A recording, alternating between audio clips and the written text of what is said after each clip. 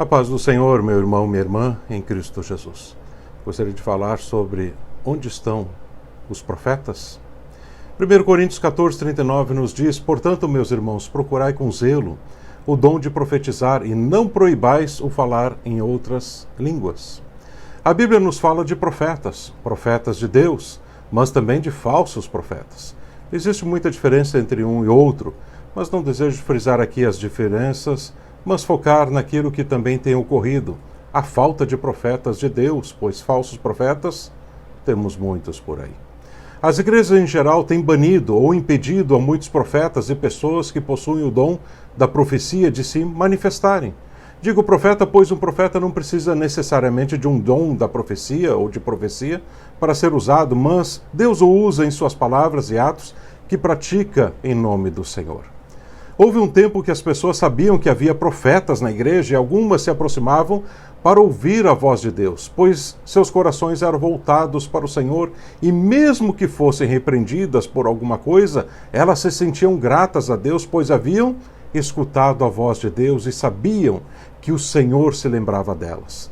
Mas outras que estavam em pecado nem sequer queriam ir aos cultos, com medo que seus pecados fossem revelados pelos profetas de Deus. Lembro-me de acontecimentos preciosos dentro das igrejas naqueles dias idos, onde a voz do Senhor bradava e havia temor e silêncio por parte do povo. Queriam ouvir a voz de Deus. Certa feita em um culto na Igreja da Assembleia de Deus em Porto Alegre, há muitos anos atrás, a presença de Deus estava tão forte e um irmão, em determinado momento, começou a cantar em línguas, em um idioma que nunca alguém ali havia escutado. Houve quase que um silêncio completo. O temor a Deus, o respeito pelas coisas de Deus era visível. As pessoas estavam adorando a Deus, quase sem dizer palavra alguma, pois queriam ouvir aquela melodia linda vinda do céu. Era como se fosse um canto de um anjo.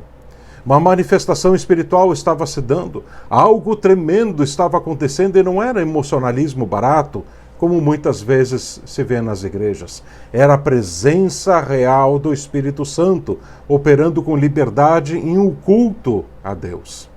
Quando terminou, levantou-se um profeta e trouxe a interpretação do que tinha ocorrido. E disse: minha igreja, este canto que vocês acabaram de ouvir foi o canto que o pai Abraão cantou no alto do Moriá, no dia que poupei a vida de seu filho Isaque. Pense no impacto disso. As pessoas que estavam ali presentes foram tomadas de grande temor e adoração ao Deus vivo. Que coisa linda! Que manifestação espiritual! Um culto que se tornou inesquecível. Durante anos ainda se falava naquele culto. Não estou aqui alimentando fanatismo ou emocionalismo religioso, não é nada disso, mas que nós precisamos ter experiências reais com Deus. E é o que falta e muito na maior parte das igrejas. As pessoas têm experiências com igreja, experiências com religião, experiências com denominação, mas o que precisa é ter experiências com Deus. É isso que vai fazer a diferença.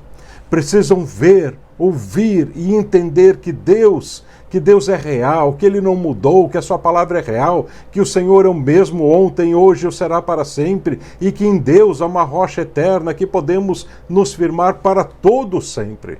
Glória a Deus.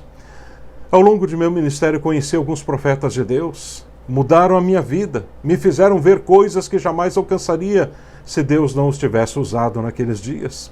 Eu sei a importância de profetas de Deus, pode ter certeza disso. Quando vejo na Bíblia o impacto do ministério do profeta Samuel sobre a nação de Israel, eu tremo.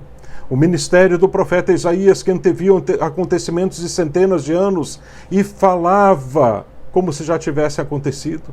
Deus usou até mesmo para mostrar sobre Jesus a vinda do Messias e o preço que pagou, sendo cerrado ao meio, que fugindo do rei Manassés se escondeu dentro de um cedro, e ali Isaías então foi cerrado, iniciando pela boca. O preço pago pelo profeta Jeremias, sofrendo as torturas dos homens maus que ali viviam em uma Jerusalém prestes a ser destruída. Do profeta Daniel, que até na cova dos leões foi lançado por buscar o Deus vivo, e a tantos outros que Deus levantou e usou. Eles se foram, mas seus testemunhos, suas vidas, suas profecias bradam alto, ainda nos dias de hoje, e trememos diante de seus ministérios. São homens e mulheres diferentes neste mundo.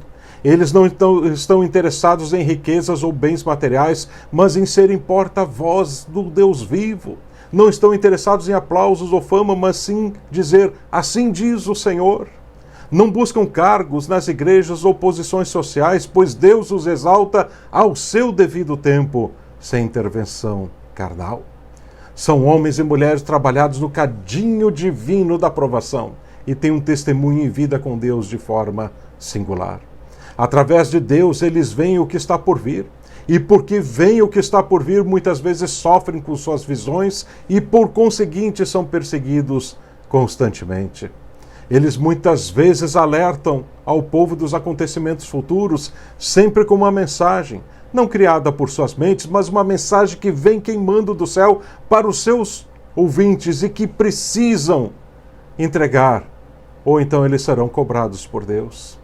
E porque essa mensagem vem do céu e não da terra, vem de Deus e não de corações alimentados por carnalidade e demônios, não são bem aceitos pela maior parte dos líderes religiosos, pois esses há muitos já se venderam aos seus próprios deleites. Onde estão os profetas de Deus nos dias de hoje?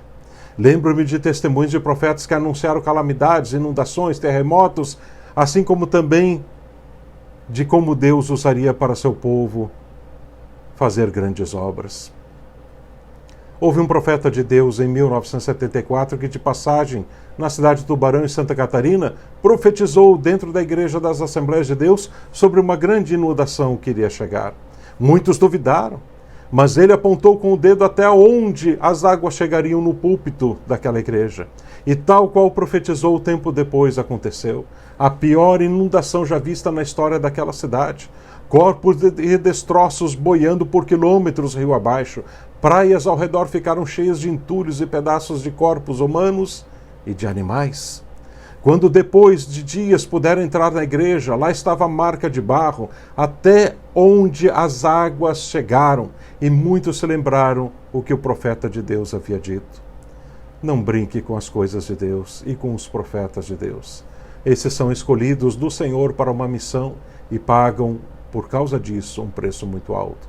Não falo de profetas de Araques, profetas que se vendem, mas de profetas que têm uma mensagem vinda do céu. Quando falam, não falam de si mesmos, mas Deus brada através das suas bocas para divertir o povo do que está para acontecer. Pensem quanta tragédia e sofrimento poderiam ter sido evitados ao longo de séculos e de anos se tivéssemos mais profetas de Deus e até mesmo nos dias atuais. Toda profecia de Deus precisa, no entanto, seguir a orientação bíblica, ou seja, a profecia vem para edificar, exortar ou consolar. Fora disso, não é a profecia vinda de Deus, como está escrito em 1 Coríntios 14, verso 3. No coração de todo cristão verdadeiro há um desejo de ouvir da palavra de Deus. Por isso, sempre devemos buscar a direção de Deus para tudo. Deus tem muitas formas de falar conosco. Ele fala através da sua palavra, fala através de nosso espírito, de forma audível, pode falar em sonhos, em visão, enviar um anjo e usar um profeta, entre outras formas. A Bíblia nos diz em Provérbios 29:18, não havendo profecia, o povo se corrompe, mas o que guarda a lei, esse é feliz. Temos vivido um período de corrupção dentro das igrejas, pois o povo tem perdido o temor de Deus. Não há mais profecias nem profetas. Parece que ninguém deseja mais ser usado por Deus. Deixaram que os homens os calassem. E a tragédia entrou nas igrejas, iniciando dos púlpitos. Veja o que diz Tozer.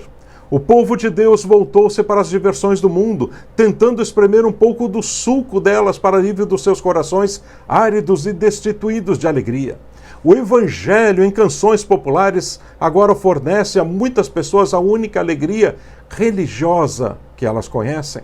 Outros limpam os olhos enternecidamente com as películas do evangelho e incontáveis divertimentos florescem por toda parte, pagos pelos consagrados dízimos de pessoas que deviam ter melhor conhecimento.